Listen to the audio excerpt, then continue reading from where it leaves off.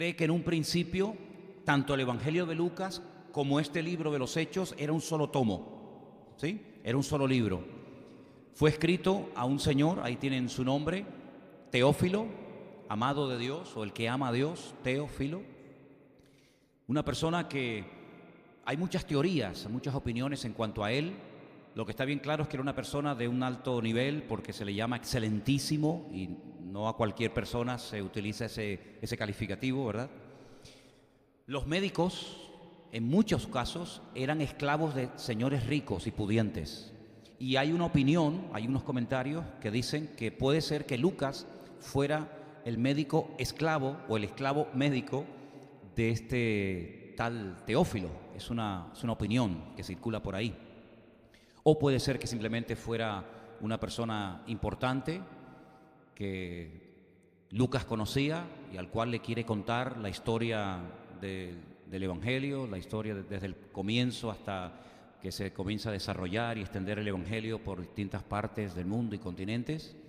En fin, sea como sea, Lucas comienza la segunda parte del libro de la siguiente manera. Dice: en el primer tratado, el Evangelio, que lleva su nombre, o Teófilo, hablé acerca de todas las cosas que Jesús comenzó a hacer y a enseñar, hasta el día que fue recibido arriba, después de haber dado mandamientos por el Espíritu Santo a los apóstoles que había escogido, a quienes también, después de haber padecido, se presentó vivo con muchas pruebas indubitables, apareciéndoseles durante 40 días y hablándoles acerca del reino de Dios.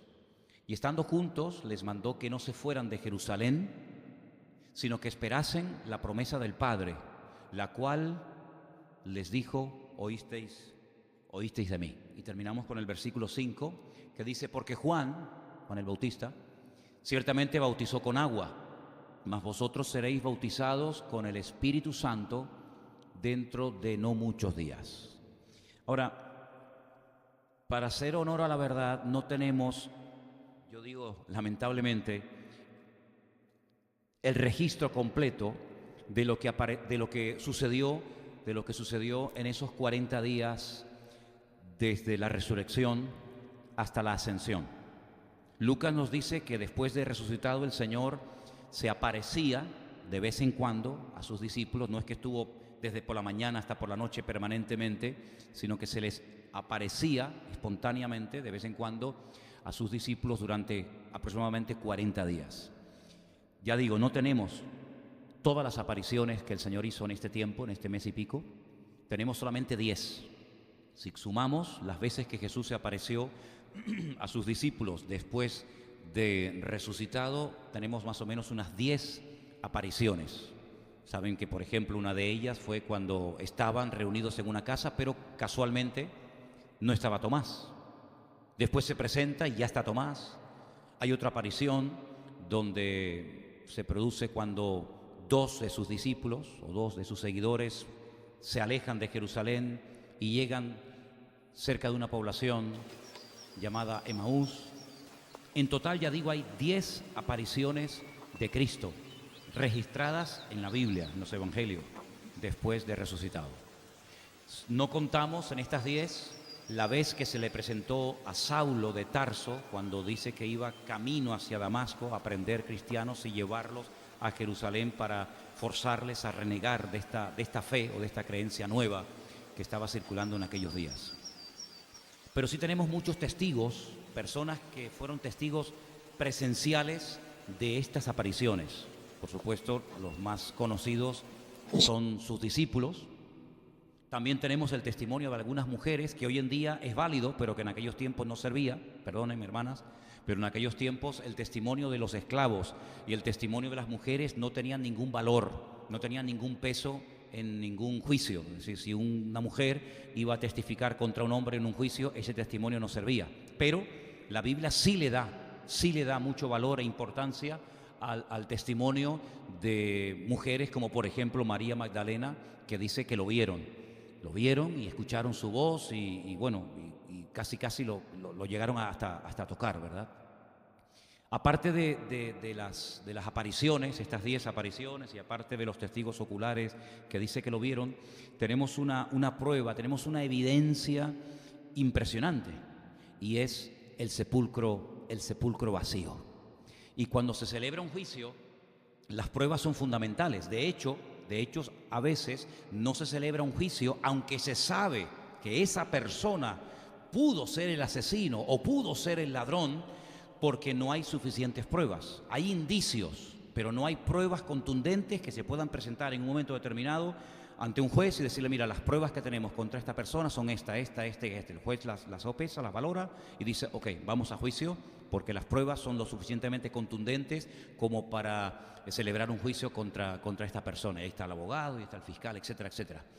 Hay una frase un poquito larga, pero que quiero que pongamos ahí en la pantalla, en cuanto al tema de las pruebas, lo cual es muy importante. Cuando la existencia de cualquier hecho es atestiguado por testigos de haber estado bajo el conocimiento de sus sentidos, o que se afirma en los documentos la autenticidad y veracidad de lo que parece que no hay razón para cuestionar, se dice que la evidencia de tal hecho es directa o positiva. Hay pruebas circunstanciales, hay pruebas directas o positivas, hay muchos tipos de pruebas, ¿vale? Pero la prueba de las 10 apariciones de Cristo no están basadas en suposiciones, en sentimientos, en la imaginación, sino en hechos concretos. Hay muchas personas, concretamente dice la Biblia que en una de sus apariciones se apareció a más de 500 hermanos, ya está bien, a más de 500 hermanos a la vez. Si hay 500 testigos, eso no lo relata los evangelios, lo relata 1 Corintios capítulo 15, que dice que le vieron a la vez.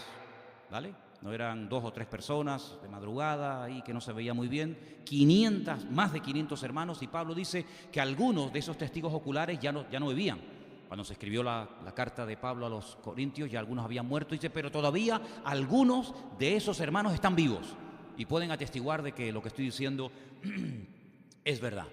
Por lo tanto, las apariciones de Cristo, dice la versión Reina Valera, la hemos leído en esta tarde, pruebas indubitables, están por encima de cualquier duda. Si no hay ninguna duda de que las apariciones de Cristo fueron genuinas, y si fueron genuinas dichas apariciones es porque todo esto está avalado por un hecho indiscutible, y es que Cristo resucitó de entre los muertos al tercer día.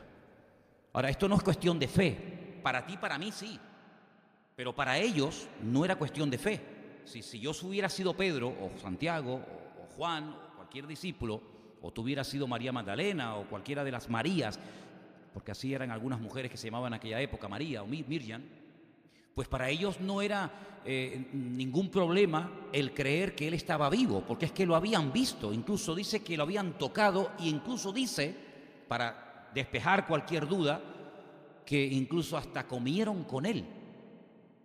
Para que quedara bien claro que esto no era producto producto de la imaginación, una histeria colectiva, sino que era un hecho puntual de que él resucitó de los muertos. Y todos sus discípulos, la mayoría de sus discípulos y sus seguidores, no solamente en el siglo I, sino a lo largo de la historia, daban testimonio de que Jesús estaba vivo. No es que tenían que autoconvencerse y se pusieron de acuerdo y dijeron: oye, aunque esté muerto, aunque hayamos robado el cuerpo, aunque hayamos sobornado a la guardia romana, aunque le hayamos ocultado el cuerpo a los judíos, vamos a ponernos todos de acuerdo, y aunque nos den palos, aunque nos crucifiquen, aunque nos azoten, aunque nos apedreen, aunque nos persigan, todos vamos a decir lo mismo: está vivo, está vivo, está vivo. No es así. Es decir, no había ninguna posibilidad de que fueran capaces de dar la vida por un muerto. Desen cuenta de que cuando estaba vivo, lo abandonaron y no fueron capaces de sostener su fe cuando estaba vivo. Imagínense ustedes estando muerto. Si no hay ninguna fuerza para defender una mentira cuando tú sabes que es una mentira. Ahora, hay personas que en una sinceridad equivocada son capaces de morir por una mentira, pero porque ellos creen que es una verdad. Pero cuando tú sabes positivamente que algo es mentira, tú no tienes ninguna capacidad psicológica, ni espiritual, ni de ninguna índole para ser capaz de ser torturado hasta la muerte para defender una mentira. Y estos discípulos, precisamente, si de algo no podían presumir, es que fueran gente tremendamente valiente. Porque al contrario, hasta aquel que presumía de que él no iba a abandonarle y que él no iba a dejarlo, resulta que al final fue el primero.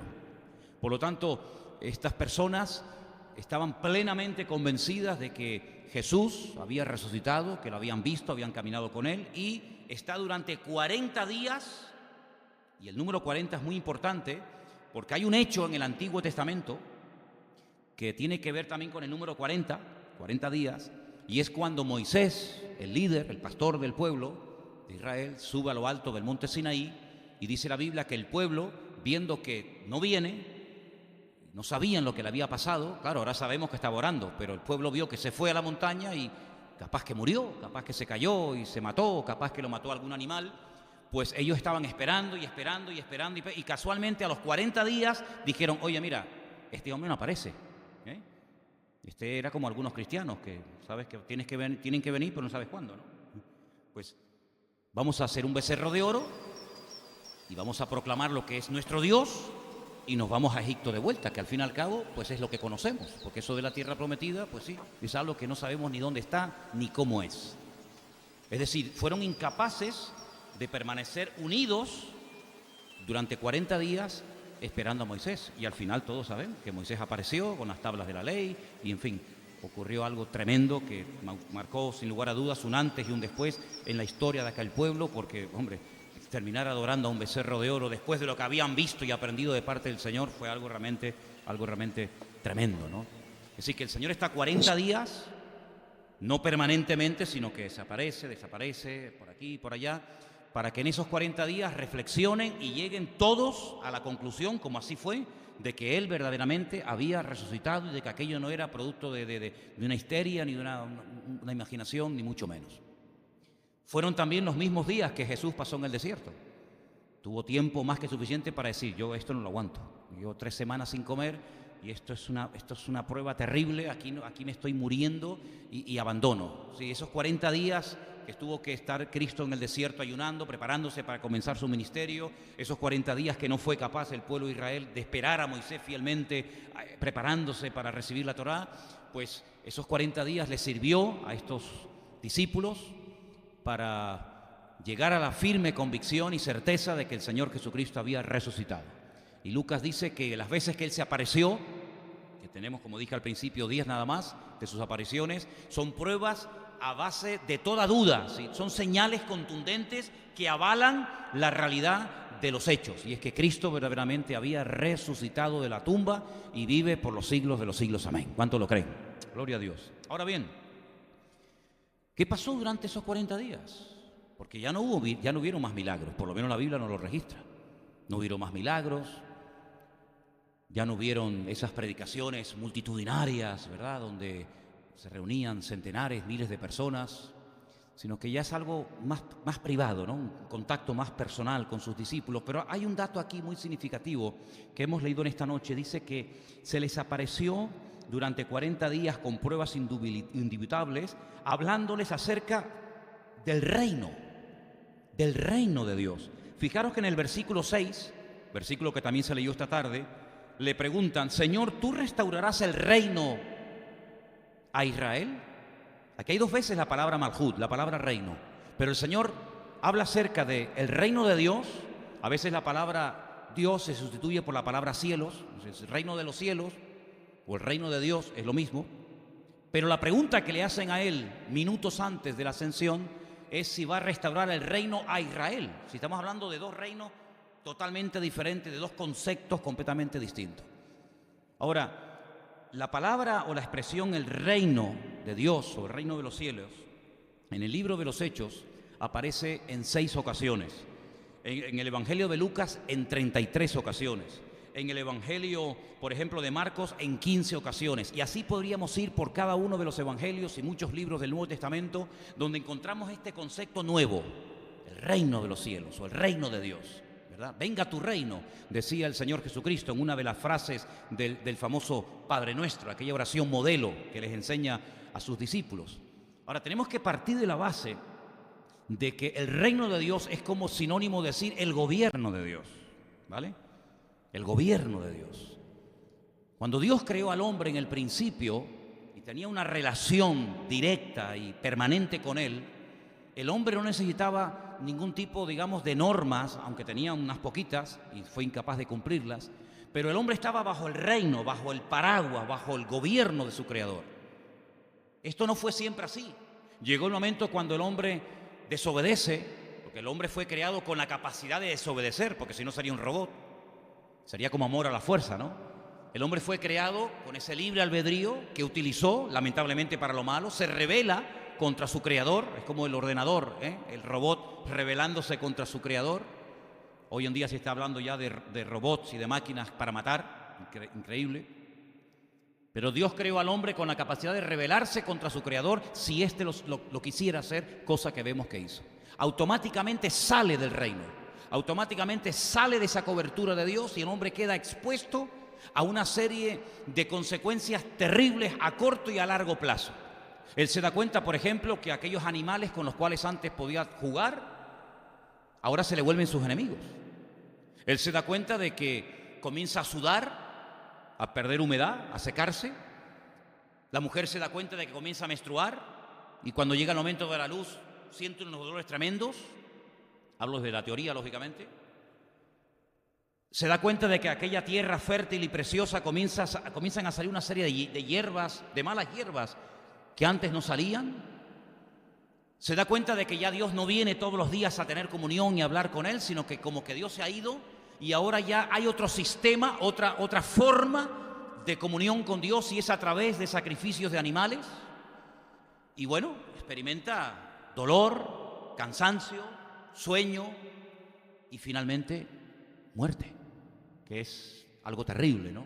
El ser humano pasó de ser un ser inmortal, perfecto, a ser un ser inmortal, imperfecto, limitado en espacio y en tiempo, y que se va deteriorando a marchas forzadas hasta llegar hoy en día a edades que no tienen nada que ver con la longevidad con la que duraban aquellas personas que vivían centenares de años, pero hoy en día al vivir tantos años sería más que una bendición, sería realmente una tortura, ¿no? Porque tal y como está el mundo, si nos quedaran todavía 500, 600 años de vida, pues ¿qué quieres que te diga? Hombre, a mí me gustaría llegar hasta los 100, por lo menos, ¿no?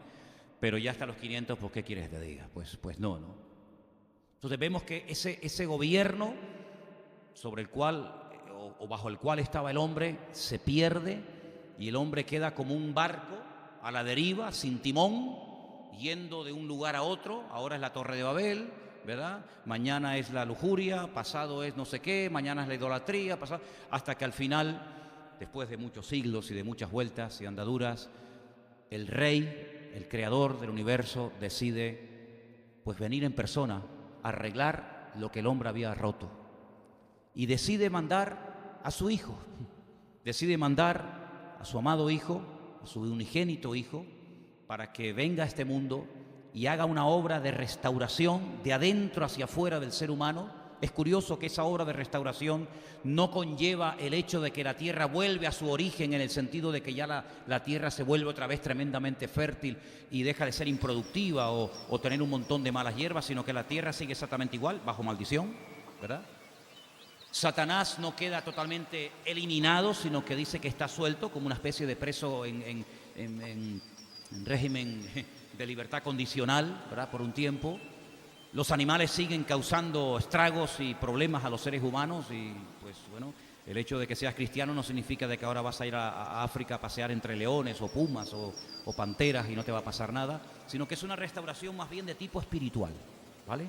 Donde el hombre puede volver otra vez a conectarse con el Creador, donde el hombre puede volver a tener comunión con Dios, pero no como antes, incluso ahora está mejor que antes, porque ahora el hombre goza de una experiencia que Adán y muchos personajes del Antiguo Testamento no terminaron de entender ni de tener, y es la salvación. Por eso, en cierto sentido, una de las cosas que nos dice la Biblia es que los ángeles que también cayeron, cuidado, no todos, pero gran parte de ellos cayó y se rebeló contra el Creador previo a la caída del hombre, pues dice que nos miran y nos observan, porque eso del gozo de la salvación y del perdón, pues es algo que no les cabe en la cabeza, ¿no? Por decir una expresión, porque ellos pues el Señor no movió ni un solo dedo para restaurar a toda la creación angelical, pero sí movió el universo entero para que viniera su Hijo unigénito al mundo para morir por el ser humano, ¿no? Y en esta tarde hemos recordado ese hecho histórico, ese hecho tremendo que partió la historia en dos y ahora se puede decir que Dios vino, Emmanuel, Dios con nosotros, se humanó, el verbo, madre mía, eso es algo increíble, ¿no? El verbo, la palabra, ese concepto abstracto, el verbo, ¿eso qué es? Pues se hizo carne, madre mía, pero ¿cómo que se hizo carne? Las palabras no se hacen carne, las palabras como muchos se pueden poner en la pared, se pueden poner en un libro, pero que se encarnen, que se humanen, pues es algo, un concepto que se nos escapa de la mente, pero eso fue lo que ocurrió, la palabra se humanó, se encarnó, y dice, y vimos su gloria como del unigénito del Padre, ¿no? Y hizo cosas portentosas que no hay nadie, ningún líder religioso, político o de la índole que sea, jamás nadie se le podrá igualar en nada a esta figura trascendental de la historia de la humanidad como es Jesucristo, ¿no? Y durante 40 días los discípulos tienen el privilegio de oír hablar acerca del reino, de cómo Dios quiere restaurar el reino. Y si quieren conocer más acerca de las leyes internas del reino, cómo se relacionan los súbditos del reino con ese rey, cuáles son las obligaciones morales, espirituales que tienen los súbditos del reino de Dios con el rey, pues tienen que leer la Carta Magna, la constitución del reino, porque así como Moisés subió 40 días y 40 noches al monte Sinaí a recibir la constitución de Israel, que es la Torá, pues así el Señor Jesucristo nos entrega en el nuevo pacto, ¿verdad? Nos entrega su palabra y ahora nosotros a través de él, dice que su ley ahora la ha escrito no en piedra, sino que la ha escrito en nuestros corazones. Y eso es algo que formaba parte del nuevo pacto. Eso no era algo del Antiguo Testamento, eso es algo que tiene que ver con el nuevo pacto. Dice, yo escribiré mi ley en sus corazones y pondré mi espíritu dentro de ellos. Y mi espíritu dentro de ellos les guiará, les recordará, glorificará mi obra en ellos y nos conducirá a la verdad. Y por eso nosotros en el día de hoy podemos estar 100% convencidos de que todos los testimonios que dieron aquellos hombres y mujeres era real, y la palabra de Dios nos ha llegado sin defectos, sin manipulaciones de ninguna índole, y nos ha llegado tal y como ocurrieron los hechos. Y nosotros, aparte de tener la Escritura, esa antorcha que alumbra en medio de la oscuridad, dice la palabra, pues tenemos el testimonio de Él viviendo, morando dentro de nuestros corazones. Y podemos decir que el Espíritu Santo que mora en nosotros da testimonio a nuestro espíritu de que nuestra fe no es una fe loca, una fe ciega, sino una fe contundente, una fe seria, una fe real, basada en pruebas indubitables. ¿Cuántos dicen amén? Ahora bien, en esos 40 días ellos aprenden, ellos recuerdan lecciones, pero todavía algunos de ellos siguen, perdonen la expresión, con la matraquilla, con la idea de que, bueno, está muy bien, todo eso del reino de los cielos y tal, y ese sermón del monte, Mateo 5, 6 y 7, que es la constitución del reino de los cielos, está muy bien, pero una pregunta, ¿la monarquía, el reino a Israel, lo vamos a volver a recuperar? Porque claro, cuando uno analiza se da cuenta de que el pueblo de Israel ha pasado por muchas etapas, y hay un momento en el que no existía monarquía. Pero hay un momento en el que sí comenzó la monarquía a ser, digamos, el sistema político habitual a través digamos, del cual se relacionaba el pueblo con Dios y Dios con el pueblo. Y ahí tenemos a Saúl, y a David, y a Salomón, y a Roboán, y a Jeroboán, y a Usías, y tantos reyes, tanto del norte como del sur. Y ellos lo que querían era que los romanos fueran derrocados, ¿verdad?, sus enemigos terribles, y que pudieran otra vez volver a tener a su Mesías o a su rey a su representante, y de esa manera que todas las naciones de la tierra se pusieran bajo la cobertura y bajo la pleitesía de Israel. Y entonces lo que nos interesa es saber si esto se va a llevar a cabo, sí o no. Porque lo del reino de los cielos y todo esto está muy bonito, pero aquí todavía esta gente nos están machacando y tenemos que pagar altísimos impuestos, y lo que queremos es que ellos nos paguen impuestos a nosotros, que ellos sean nuestros esclavos, que en vez de obligarnos ellos a adorar a sus dioses, ellos adoren a nuestro único y verdadero Dios. Entonces la cuestión está, ¿tú vas a restaurar el reino, sí o no? Y es increíble, ¿no?, cómo después de 3 años de enseñanzas profundas y personales de Cristo con sus discípulos, y después de 40 días hablándoles del reino de Dios, todavía tengan este problema, esta cuestión del reino a Israel, cuando el Señor les dice, miren, sinceramente, no se rompan la cabeza con estas historias, porque no les corresponde a ustedes estar pensando si ahora es el reino, si ahora no es el reino, si les va a tocar a ustedes ver el reino de Israel restaurado o no. Ustedes lo que tienen que preocuparse es de ir a Jerusalén, no se muevan de allí, permanezcan unidos y esperen, dice, la promesa del Padre.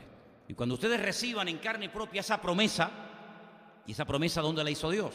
Bueno, la hizo a través de la pluma, la hizo a través de la boca del profeta Joel. Ustedes pueden ir al libro de Joel, que es muy chiquitito, creo que tiene 4 o 5 capítulos, si no me equivoco, y en uno de esos capítulos el Señor dice que en los postreros días, no en los días de Joel, sino en los postreros días, pues el Señor derramaría de su Espíritu Santo sobre toda carne, sobre hombres, mujeres, esclavos libres, ¿verdad? Haría señales, prodigios arriba en el cielo, abajo en la tierra, y todo el que invocara el nombre del Señor sería salvo. Y ahí está presentando un panorama profético realmente revolucionario. Es decir, que ya no va a ser una élite llamada los sacerdotes o llamados los profetas, sino sobre toda carne, todos hombres, mujeres, esclavos libres, todos van a poder profetizar y gente tendrán experiencias con visiones y otros con sueños. Y claro, ahí hay un panorama espectacular. Y el Señor Jesucristo dice, ustedes vayan a Jerusalén y esperen. Aprendan a esperar. Ahora, 3 días había estado el Señor sepultado, ¿sí o no? ¿Sí? 40 días estuvo el Señor con ellos, ya son 43. Entre la fiesta de Pesaj, la fiesta de la Pascua que acaba de terminar recién ahora, hasta la próxima fiesta bíblica importante, de obligatorio cumplimiento en aquel momento, pasan 50 días. Nosotros llamamos a esa fiesta ¿cómo? Pentecostés. En la Biblia se llama la fiesta de Shavuot, la fiesta de las semanas. Por lo tanto, si 3 días había estado el Señor muerto, Él resucita y está presentándose, como hemos leído aquí en Hechos capítulo 1, a través de pruebas indubitables durante 40 días, quiere decir que cuando el Señor asciende y se va a la gloria, ellos se van a Jerusalén y esperan ¿cuánto tiempo?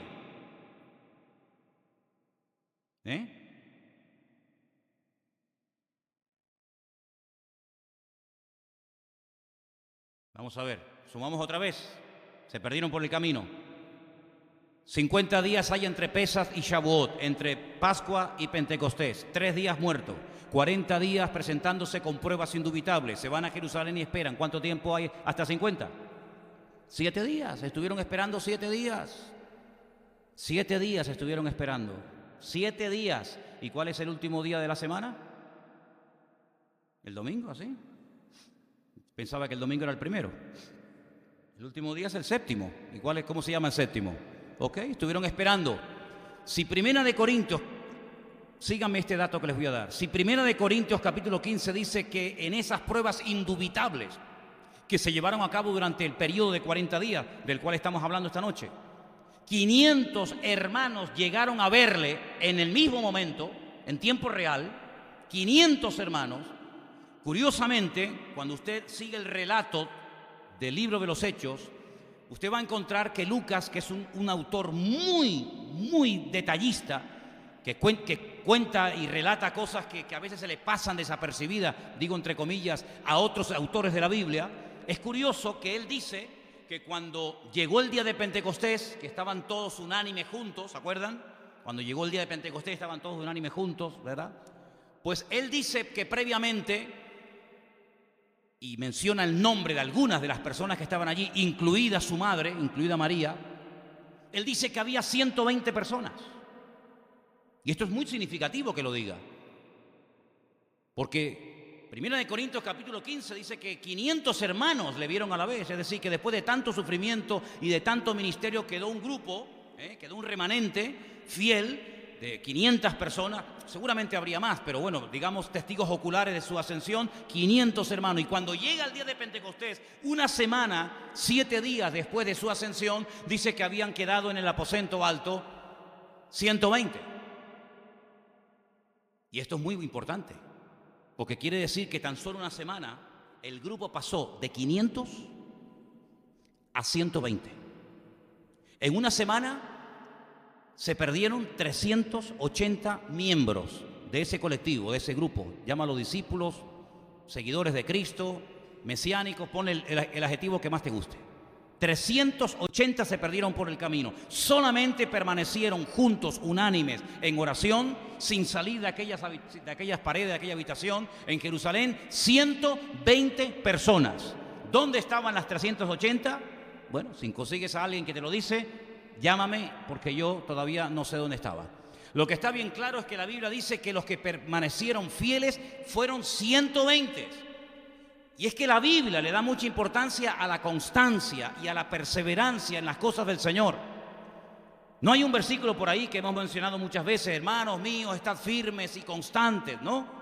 1 Corintios 15, 58 o 57.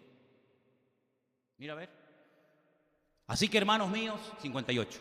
Así que hermanos míos, amados, estad firmes y constantes, creciendo en la obra del Señor siempre, sabiendo que vuestro trabajo en el Señor no es en vano. Claro, yo no sé si algunos dirán, oye, que ya llevamos aquí 4 o 5 días, porque usted sabe, usted y yo sabemos que tuvieron que esperar una semana, pero ellos no sabían cuánto tiempo tenían que esperar. Y cuando uno sabe lo que le va a pasar, pues se prepara de una forma diferente a cuando no sabe lo que te espera. ¿Sí o no? Es como si usted sabe que el avión se va a caer, ¿se subiría? ¿Verdad que no? Si el coche que usted va a comprar se le va a romper a la semana, ¿lo compraría? Entonces yo estoy una semana esperando si sé que voy a esperar una semana y me va a caer la bendición encima.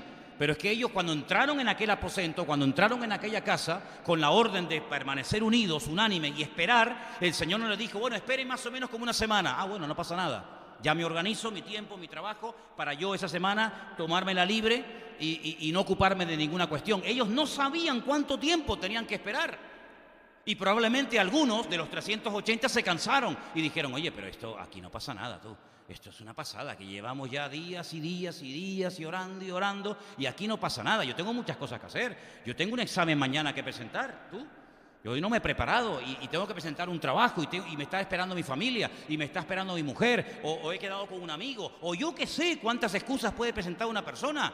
Es que no le presentaban excusas al Señor cuando el Señor en persona, físicamente, los llamaba y le decía, tú ven conmigo. Y decía, es que me acabo de comprar unas yuntas de bueyes, un nuevo tractor, ¿no? Y me hace una ilusión tremenda con el tractor Lamborghini que me acabo de comprar, irme al campo y probarlo. Yo, espérate hasta mañana. Y dice, Señor, quédate. O déjame que primero entierre a mi padre. Si ya en vida le daban excusas, imagínate no viéndolo. ¿Cuántos días llevamos aquí esperando, Pedro? Hombre, de momento llevamos 3 días. Oye, 3 días tardó en resucitar. ¿No nos habremos equivocado? ¿Y qué hacemos aquí? Además, si yo no soy de Jerusalén, yo soy de Capernaum. Yo soy de... Los que permanecieron fieles esperando fueron los que fueron bendecidos. Y es que la Biblia dice, encomienda al Señor tu camino, confía en Él y Él hará. ¿Cuántos dicen amén? Y ese es uno de los grandes problemas del ser humano, incluido aquellos que se llaman cristianos, que no están dispuestos a esperar el tiempo necesario en el Señor, sino que como vivimos en una época donde todo va tan rápido, porque hombre, yo me acuerdo la primera vez que yo tuve conexión a internet, aquello era, hermano, una pasada, pero era lento como el caballo del malo, que yo era terrible, además era un aparatito que hacía un ruido horrible, parece que estaba endemoniado el aparato aquel, y tardaba, y tú veías la cosita que se iba cargando, y cuando iba por la mitad estabas todo ilusionado, porque te daba tiempo de ir a la calle, darte un paseo, correr un poco, y tal, la Teresita volvía, y aún le faltaba un poquito y tal, hasta que llegaba, ¿no? Entonces, claro, hoy en día, como todo es tan rápido, tocas un botón y ya te llega la foto, te llega el archivo, no sé qué, parece que ese sistema de vida como que es aplicable a nuestra relación con Dios. Y bueno, yo oro y cuando digo amén, yo ya tengo que tener a la novia al lado. No, Adán tuvo que dormir un ratito antes de ver a Eva, mijo, y tú la quieres ver sin dormir ni nada, ¿no? Entonces, los discípulos tuvieron que aprender a esperar, pero a esperar con confianza, no a esperar con queja, porque hay un versículo muy bonito en la Biblia que yo aprendí hace muchos años, que dice que cuando esperamos algo y no viene, es como un tormento al corazón. No esperar quejándonos, no esperar lamentándonos, sino esperar con gozo, porque yo sé que mi Señor, cuando Él lo crea conveniente, Él me dará lo que yo necesito, ni más ni menos. Pero ¿cuántos se han pegado, hermanos, golpetazos frontalmente contra la vida? Porque se han precipitado, se han equivocado de carrera, se han equivocado de novio, se han equivocado de novia, se han equivocado de trabajo, se han equivocado de país, se han equivocado de todo, porque han corrido tanto que no han tenido tiempo para oír la voz de Dios. Y en vez de consultar a Dios, lo que han hecho es que le han informado, le pasan información a Dios y le dicen, date prisa que ya está bien, ¿no? Que se me va la vida. Claro, si yo le pongo algunos ejemplos bíblicos de lo que tuvo que esperar la gente hasta ser capacitados y llamados por el Señor, algunos de ustedes se pueden desanimar tremendamente en esta tarde. Miren, por ejemplo, a Moisés. Hasta los 80 años no lo llamó el Señor para que fuera a Egipto a sacar a su pueblo. ¿Por qué no lo llamó a los 20? Porque a los 20, a los 30 y a los 40 Moisés era un caballo desbocado. Prueba de ello que lo intentó y se terminó cargando a un egipcio. Y de allí iban a salir sin tener que derramar sangre, sin tener que matar a nadie. Lo que haga, que lo haga Dios, pero que no lo hagas tú. Mira cuántos egipcios después murieron, pero fue una intervención de Dios, no fue intervención de Moisés. Moisés no mató a nadie. Fue algo que Dios hizo con las plagas y con todo aquello que sabemos, ¿verdad? La muerte de los primogénitos, etc. Y a los 80 años, cuando ya este hombre ha aprendido, está curtido en esperar, conoce el desierto, dónde están las fuentes de agua, dónde están los pastos, etcétera, etcétera, es cuando el Señor lo llama. Y uno puede decir, ahora me llama después de tantos años de estar aquí aburrido y para arriba y para abajo. Bueno, ahora es el momento de Dios, no es el momento tuyo. Y José, siendo un jovencito, sabía perfectamente el propósito de Dios para su vida. Se lo había revelado, le había pasado algunos datos, ¿no? Alguna información a través de aquellos sueños proféticos que él tenía. Unos sueños alucinantes. Él sabía que su padre, su madre, sus hermanos algún día vendrían, le rendirían pleitesía, le pedirían favores. Pero espérate, no corra, como ahora te nombren rey, madre mía. El Señor lo tuvo que hacer pasar por un desierto terrible de incomprensión, de soledad, de muchas cosas. Y sí, el Señor lo fue curtiendo y preparando. Y a David, madre mía, hemos terminado hace unos días hablar de este personaje tan importante de la Biblia, desde jovencito, la unción de Dios sobre la cabeza, pero ahora en la montaña, a cuidar ovejas, a jugarte la vida ante osos, ante leones, etcétera. A esperar el tiempo de Dios. Y cuando crea que está preparado, no, todavía no, ahora te va a perseguir el rey contra ti, un rey que me persiga a mí. Increíble, hasta que el Señor pues lo pone ahí y es un hombre tremendo. Y el Señor Jesucristo, hermano, y el Señor Jesucristo no predicaba a los 14 ni a los 15 años. Ya sé que hay por ahí libros apócrifos que cuentan que Cristo cogía, dicen que era carpintero el Padre, pues cogía pajaritos, ¿no? de madera y le soplaba y salían volando. Cuentos chinos, hermano. Olvídense de eso. El Señor Jesucristo tuvo que aprender a esperar, a prepararse tranquilamente, y por lo que padeció. ¿Se acuerdan lo que dijimos otro día? Y por lo que padeció, aprendió obediencia. Tuvo que prepararse, tuvo que curtirse. ¿Y Josué pisa la tierra prometida. Josué entró a la tierra prometida, cosa que Moisés nunca entró, junto con Caleb. Ellos tenían la razón. Ellos no eran unos rebeldes. Ellos no maldijeron la tierra. Ellos dijeron, Dios nos va a entregar la tierra. Y aquel hombre, Caleb, dijo, nos vamos a comer a los gigantes, a los hijos de Anac, como si fueran pan. Y vamos a conquistar la tierra, porque el Dios que nos sacó y el Dios que nos ha conducido hasta aquí es el Dios que nos va a introducir en la tierra. Y tuvieron que vivir 40 años entre una mayoría de rebeldes, esperando.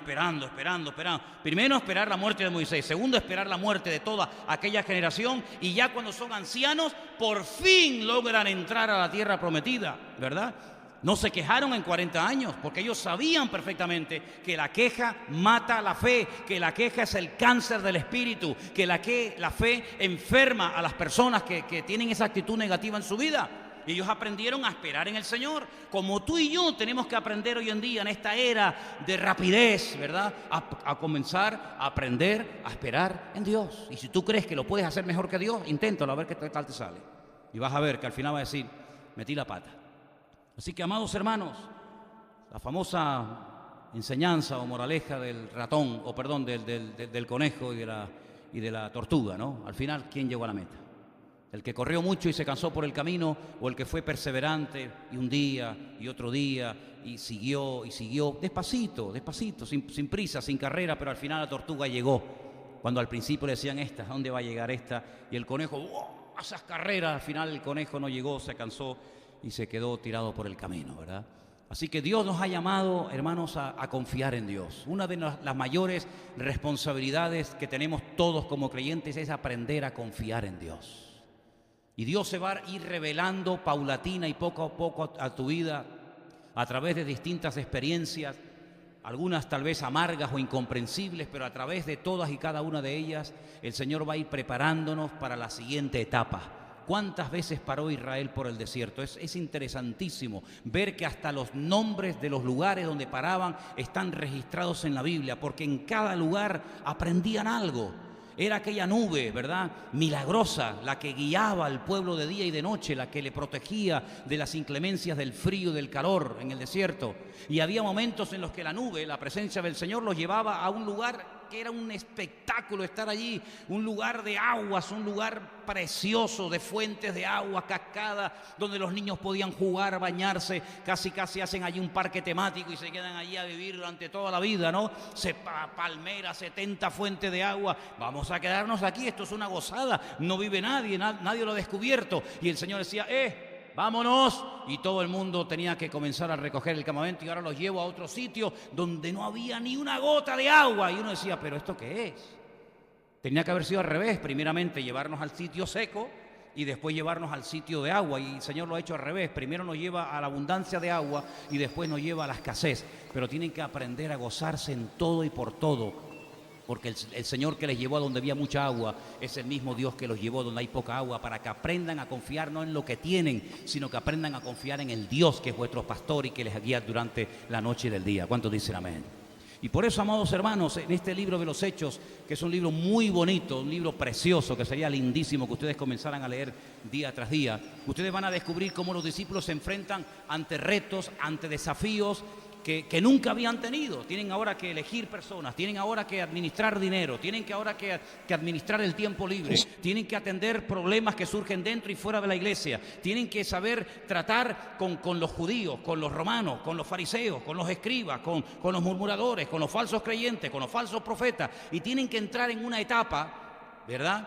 Pero toda la preparación previa que habían recibido les capacitó, porque todo lo que aprendieron del Señor Jesucristo ahora lo tienen dentro, y solamente es cuestión de que tienen que utilizarlo y aplicarlo en el momento oportuno. Quiero terminar diciendo algo. Ellos tenían mucho conocimiento del Señor, más que todos nosotros juntos, porque ellos fueron testigos oculares. Fíjense que esa palabra tan bonita que dijo el Señor una vez cuando le dijo, ¿sabéis una cosa? ¿Cuántos reyes y cuántos profetas desearon ver y oír lo que ustedes están viendo y oyendo, y no lo vieron? No lo vieron. Sin embargo, ustedes están siendo privilegiados de ver al Mesías, cómo camina por encima de las aguas, cómo multiplica los panes y los peces, cómo levanta a los muertos, cómo da unas enseñanzas que ni el mejor rabino de la historia le llega, pero ni a la suela del zapato, cómo profundiza y descubre las verdades de la palabra y te dice, no, mira, esto significa esto y aquello. Ver que no hay forma de hallarle en un más mínimo error ni fallo en nada, e incluso en aquellas preguntas aparentemente imposibles de responder, él daba una respuesta que dejaba a todo el mundo con la boca abierta. Todo eso lo estáis viendo ustedes. Están caminando conmigo, ven cómo es mi estilo de vida, cómo organizo mi tiempo, la mañana, la tarde, la noche, cómo como, cómo respiro, cómo duermo. Están viendo cosas que millones de personas desearon ver y oír y no lo vieron, pero sin embargo ustedes lo están viendo. Así que conocimiento tenían más que suficiente, pero les faltaba algo muy importante. Y por eso quiero que leamos en Hechos capítulo 1, el versículo 8, donde dice, pero recibiréis poder. Y esa palabra en griego es dinamita. El Nuevo Testamento fue escrito en griego. Ustedes van a recibir dinamita, poder tremendo, cuando haya venido sobre vosotros el Espíritu Santo. Y entonces vais a poder ser testigos. La palabra testigo es la misma que la palabra mártir, es lo mismo. Un mártir y un testigo es lo mismo en la Biblia. Van a ser testigos en Jerusalén. Hubieron mártires que murieron en Jerusalén. Hubieron testigos y mártires que murieron en la provincia de Judea, en la provincia de Samaria y, por supuesto, hasta lo último de la tierra. Pero no solamente en aquel tiempo, sino que hasta el día de hoy, y probablemente hoy, algún hermano nuestro en la fe ha muerto en alguna parte del mundo, seguramente, quemado, torturado, crucificado, sabe Dios cómo. Y la palabra se cumplió literalmente. Ellos tenían una experiencia, tenían un conocimiento tremendo, pero les faltaba una capacidad sobrenatural para poder afrontar todo lo que se les vendría encima. ¿Cómo van a salir un grupito de pescadores en la cual la gente ni confía ni cree en ellos porque no son gente docta, con grandes carreras y estudios, etcétera? ¿Cómo van a ir por Grecia, por Roma, por todas las naciones de la tierra tratando de convencer a la gente de que un muerto resucitó al tercer día? Pero ¿quién se va a creer eso? Si cuando Pablo llegó a Grecia, a Atenas, al Areópago, y lo llevaron allí y le dijeron, oye, que aquí hay un señor que nos está hablando de nuevos dioses. Claro, como dice que los atenienses se aburrían y lo único que les gustaba era siempre oír cosas nuevas. Y dice, oye, pues mira, esto es nuevo, no hemos oído nunca a un hombre que, vente para acá. Y lo llevaron al mejor teatro, al mejor foro donde él podía exponer su fe, un privilegio increíble. Es como si te cogen y te llevan, no sé, al Madison Square Garden, o te llevan a un lugar donde miles de personas te van a escuchar y decir, venga, tienes las cámaras, la revisión, la radio, habla en directo todo lo que quieras hablar acerca de tu Dios. Y allí fue Pablo. Y el mensaje que Pablo le lanza a los estoicos que estaban allí, a los epicúreos, fíjate, dos líneas filosóficas completamente antagónicas la una contra la otra, lanza un mensaje alucinante. Mira, los que quieren estudiar griego koiné, que es el griego de la Biblia, tienen que estudiar y analizar la exposición, el tema, y cómo desarrolló el tema Pablo en Atenas, porque es una profundidad de lenguaje alucinante, es un griego perfecto. El hombre cita a Heródoto, cita un montón de personajes conocidos de la época, los deja a todos con la boca abierta. Empieza su discurso de una forma casi sin querer. Mira, observo que soy gente muy religiosa, porque veo que hasta tenéis un pedestal donde he podido leer una inscripción que dice al Dios no conocido, si adoráis hasta lo que no conocéis. Dice, pues yo os vengo a hablar de ese Dios que ustedes no conocen. Y empieza y da un barrido. Mira, para mí hay dos discursos en la Biblia que son espectaculares. No me canso de leerlo. Uno es el de Esteban, cuando lo van a apedrear, que al final lo apedrean y lo matan. Así que de nada sirvió el pedazo de discurso que se echó. Espero que ustedes no me maten esta tarde, Un discurso alucinante, el recorrido histórico que hace Esteban antes de morir hasta llevarlos a decir, ustedes son como los del Antiguo Testamento, que tal, diga. El mensaje de Esteban es espectacular, pero el mensaje de Pablo en Grecia es algo increíble. Bueno, pues al final, cuando toca el tema de la resurrección, le dice, vale, muy bonito, venga, un aplauso. Ya te oiremos otro día. ¿Pero quién se iba a creer que un muerto había resucitado al tercer día?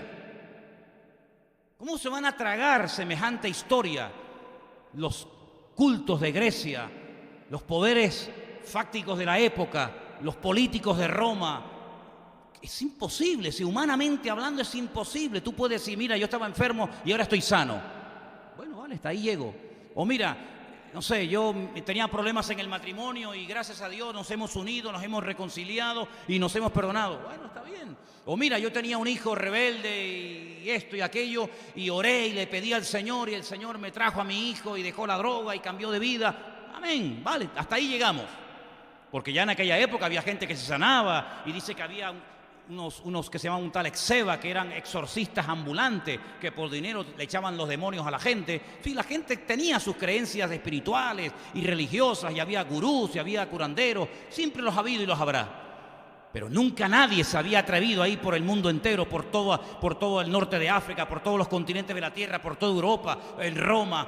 Nadie se había atrevido nunca, jamás, porque aparte tampoco hubiera podido hacerlo, pues sería mentira, ir por el mundo diciendo que tenemos un Cristo, tenemos un Mesías, tenemos un Dios tremendo, que su hijo murió en una cruz, lo crucificaron los romanos, lo cual todo el mundo sabía de lo que se estaba hablando, porque la muerte por crucifixión la inventaron ellos, los romanos, y resulta que lo meten en un sepulcro, le ponen un precinto romano, una piedra de casi 4.000 kilos en la puerta, lo meten allá adentro, lo abandonan sus discípulos, se pega 72 horas sin moverse, sin salir, 16 soldados romanos pagados por los impuestos de los soldados de Roma para custodiar el muerto, y al tercer día se mueve la piedra, se rompe el precinto, se caen los romanos por el suelo, sale para afuera y está vivo.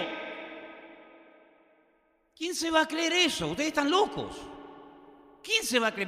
Vete al César de Roma a contarle ese cuento. Vete a los filósofos de Grecia a contarles que un muerto resucitó. Olvídate, nadie les va a creer. Sin embargo, dice, cuando venga el Espíritu Santo sobre ustedes, vayan a ser capacitados de tal manera que todo el mundo les va a escuchar. Y la palabra de Dios nos enseña que en menos de 300 años el mundo se puso de rodillas ante el mensaje del Evangelio. Personas que no tenían ni internet, ni WhatsApp, ni Instagram, ni vainas de esas, pero tenían un amor por Dios y por la obra de Dios que ni debajo del agua se callaban. Flotando en una tabla, ahí de náufrago, pasando frío, Pablo seguía predicando. Lo metían en una cárcel con las espaldas torturadas y sangrando y seguía predicando y cantando al Señor. ¿Qué te parece? Los azotaban, los crucificaban. Nerón se tiraba de los pelos y decía: ¿cómo es posible que mueran y todavía están sonriendo? Y les prendían fuego y seguían cantando y alabando al Señor. ¿Qué tenía aquel pueblo? ¿Qué tenía aquella gente? Pues tenían lo que creo que debemos de tener nosotros hoy en día: la presencia del Señor en nuestros corazones. Lo que pasa es que todavía nuestra fe no ha sido probada al nivel a la que ha sido probada la de ellos. Nuestra fe es una fe europea, una fe occidental, una fe cómoda, una fe de domingo, si es que vienes, una fe de internet, me refiero a los hermanos, una fe de estar en casa comiendo palomitas y escuchando a Manolo predicar. Esa es la fe que generalmente tenemos todos y cada uno de nosotros, donde a lo máximo que a lo mejor podemos llegar es a un problema con el hijo, con el marido, con el trabajo, no sé qué, pero bueno, para de contar. Pero eso de que nos estén esperando fuera, el Daesh para crucificarnos o quemarnos la iglesia o torturar a nuestros hijos hasta que renieguen de Cristo, ahí no hemos llegado ninguno de nosotros. No sé lo que ocurriría si eso nos tocara a nosotros, que ya por cierto es la realidad de nuestros hermanos en Siria, en Irak, en Nigeria y en tantos y tantos lugares donde simplemente el hecho, ya ni abrir la boca, simplemente el hecho de tener este santo y sagrado libro en su casa, la Biblia, ya es un delito, condenado a 30 o 40 años de trabajo forzado, como por ejemplo en Corea del Norte, y al final pues o las torturas o la enfermedad o el dolor te termina matando. Hasta ese nivel nuestra fe aún no ha llegado. Tenemos una fe, como yo digo, de domingo. Tenemos una fe europea, pero nuestros hermanos en otras partes del mundo están pagando un precio tremendo. Nunca olvidaré cuando una vez escuché a unos hermanos chinos que dieron testimonio y decían: ustedes cuando los cristianos se saludan en Europa nos llama mucho la atención que se ven una a otra y dice: ahora hermano, Dios te bendiga. Digo: ¿y ustedes en China no hacen eso? Dice: no. ¿Cómo se saludan ustedes allí? Nosotros cuando encontramos a un hermano y el Espíritu nos da testimonio de que esa persona que está delante de nosotros es un hermano y no un espía, lo que nos miramos a la cara, el Espíritu nos da testimonio de que ese es nuestro hermano, nuestra hermana, y nos preguntamos: ¿cuántas veces te han torturado a ti? ¿En cuántas cárceles has estado tú? ¿Cuántas veces has estado preso? Así nosotros nos saludamos en China. ¡Wow! Tremendo, ¿no? Y todos hemos visto imágenes que nos han impactado cuando hemos visto hermanos que han ido a un río helado, ¿verdad? Y han hecho un boquete en el río helado para bautizar a algún hermano que quería ser bautizado. Y algunos cuando se van a bautizar aquí me dicen: el agua estará muy fría. Digo: a 18 bajo cero. ¿Verdad? ¿Qué te parece? Tenemos una fe cómoda, una fe donde si te enfadas conmigo o con la iglesia tienes otra donde elegir. Fíjate qué fácil. Te enfadas conmigo, no te gusta lo que prediqué hoy, el domingo que viene ya no vamos más. ¿A dónde vamos? Ahora ya. Y cuando aquella no te guste, te vas a la otra, como hay tantas. Pero en aquella época estaba la de Corinto, la de Éfeso, la de Esmirna, la de Pérgamo. Entonces, si te va la de Corinto, ¿a dónde me voy? No hay. Por eso dice: no dejéis de congregaros, como algunos ya tienen por costumbre, porque había una iglesia en la ciudad y ibas a esa o ibas a esa. No había otra opción, ¿verdad? Y cuando Pablo escribía una carta a los corintios, nos decía: a los hermanos bautistas de Corinto, y a los hermanos pentecostales de Corinto, y a los metodistas de Corinto, y a los anglicanos de Corinto, y a las asambleas de Dios de Corinto. No, a los hermanos de Corinto, a los llamados a ser santos para la gloria y honra del Señor. Con problemas, con cismas, con problemas, quítate tú para ponerme yo, con celos, con envidias, con divisiones, pero hermanos en Cristo Jesús, aprendiendo a tratarnos, a soportarnos, porque uno dice: no, tenemos que amarnos, sí, pero también hay un versículo que dice: y soportaos, ¿o no? Porque a mí hay gente que amarla no me cuesta.